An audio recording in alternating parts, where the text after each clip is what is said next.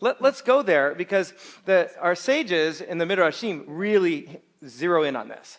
So they pick up on the Vav, Velo Hayamayim, and there was no water. And they say it's connecting to the previous verse, which was Miriam died there and was buried. Miriam died there, was buried, and there was no water. And so they connect the two together. And it's fascinating. There's a Midrash. Rashi quotes the Midrash. There's like 3 or 4 different Midrashim that pull this together. And then Rashi sort of summarizes them up. And he says, since this follows immediately after Miriam's death, we learn that during the entire 40 years, they had water in Miriam's merit. Okay. What do you think of that? Rashi's saying that Israel ran out of water because of Miriam's death. Miriam died, and because of that, there was no water. That's how they're reading the text. Anyone know this Midrash? Okay, let's unpack it a little bit. So Exodus 17, we find the first rock story, okay? And just after they've left the sea, they have no water. They threaten Moses the same way. God tells Moses, strike the rock forcefully, like what Greg was saying. They threaten Moshe. He strikes it, water gushes out. There are no more water problems for the next 40 years until this time. There's food problems. There's never any water problems. And so the Midrash says, well, why not? And it connects it to Miriam, that Miriam actually carried the rock with us in the wilderness for 40 years. So the Midrash is that Miriam carried this rock, and that was the source of our water for 40 years. And so this rock is called Miriam's well in our tradition. This rock is called Miriam's well. Yeah, so when she dies, the rock stops producing water. That's the logic of the story. Again, Midrashim, it's to teach a lesson more than it is to say this is what happened. So resist the temptation to be like, well, the Bible doesn't quite say that, although we'll get to Paul sort of does allude to this tradition. Okay, now there's all these really cool things about Miriam. Miriam is a very special character in the Torah. So Mem Resh Yud Mem, Miriam is we usually say bitter, but if you change the vowels, it can mean different things. So Marim is bitter, the waters at Marah were bitter, but Morim, rebels, is what we see here. Listen, Morim, listen, rebels. Moses calls the people, and then Merim is also in the Numbers 20, where Moses lifts up Merim to strike. So the sages see this pattern of Miriam sort of being a part of these water stories in her name. Different vocalizations of the same root, midrashically. And then Miriam's story, our sages sort of pick up, is bracketed by water. So at the Nile, Miriam comes and she stands by, a very passive way of standing by, and ends up rescuing Moshe. The Sea of Reeds, she's the first one to sing right after the splitting of the sea.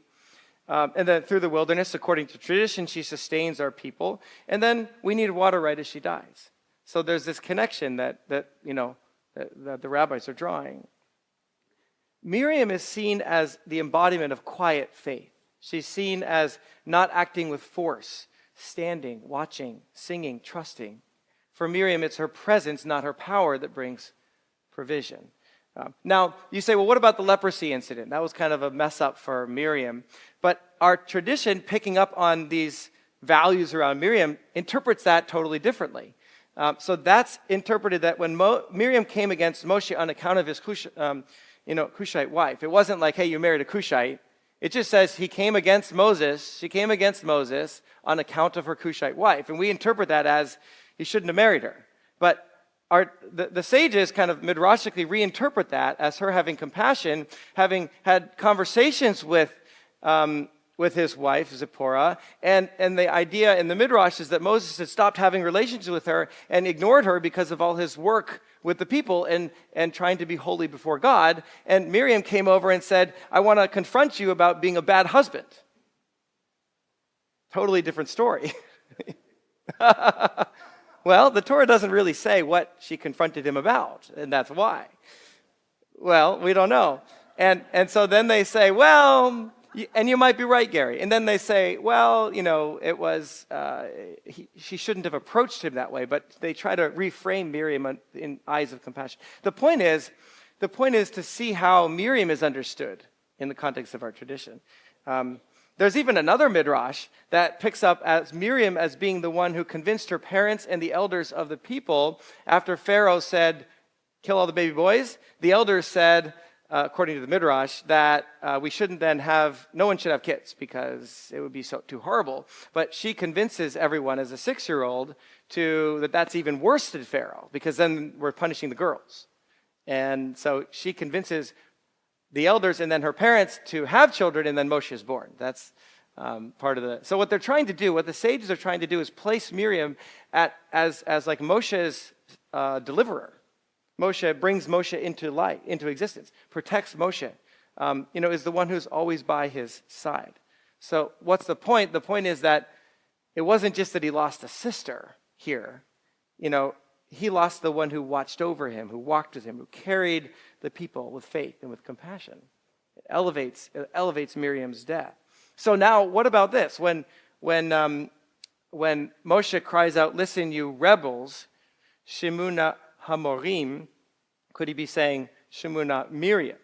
This is another sort of midrashic take on this. Could he be saying, listen, Miriam, when he's speaking to the rock? He's like, how can I get water without you? You've carried water for us for the past 40 years. How could I get water without you? So he strikes the rock, not once, not twice, as if trying to force a miracle that Miriam once facilitated through faith. So what we're seeing, if we go with this sort of path within rabbinic tradition, that it wasn't necessarily disobedience, but about sort of a spiritual transition that's happening. Okay, let's pause for a minute. Why does God say to speak to the rock rather than strike the rock? First time it's strike the rock. Second time it's take your staff, but speak to the rock. Yeah.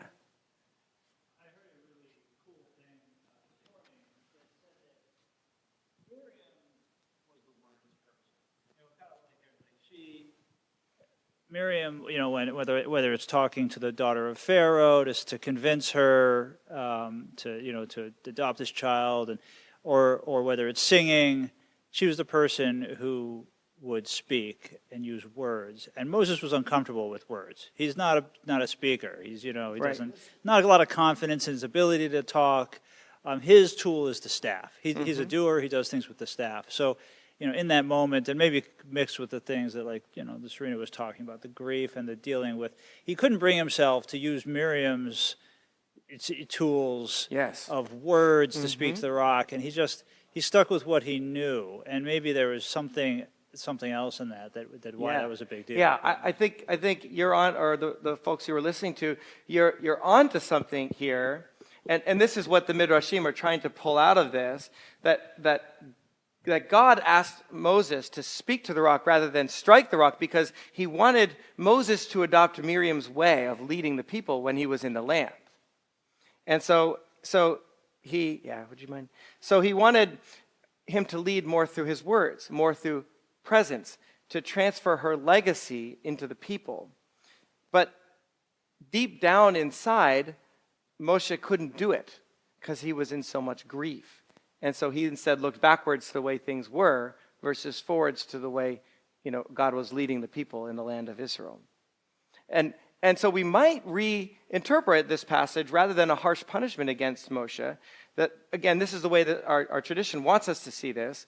That this is actually God acknowledging his grief and loss and a release for Moses. So it reinterprets the passage. You're not going to bring the people into the land. And this was almost like showing Moshe why he couldn't bring the people into the land. Moshe, you've carried them far. You've poured out everything. This next step requires something different. It requires leadership after Miriam, and that's not yours to carry.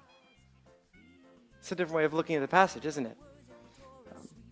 So it's not that Moses is punished, perhaps. It's that God honors his limits and tells him, you've done enough. In the mouths of the house of Israel, and may your descendants and the descendants of your people Israel be those who know your name and study your Torah for Messiah.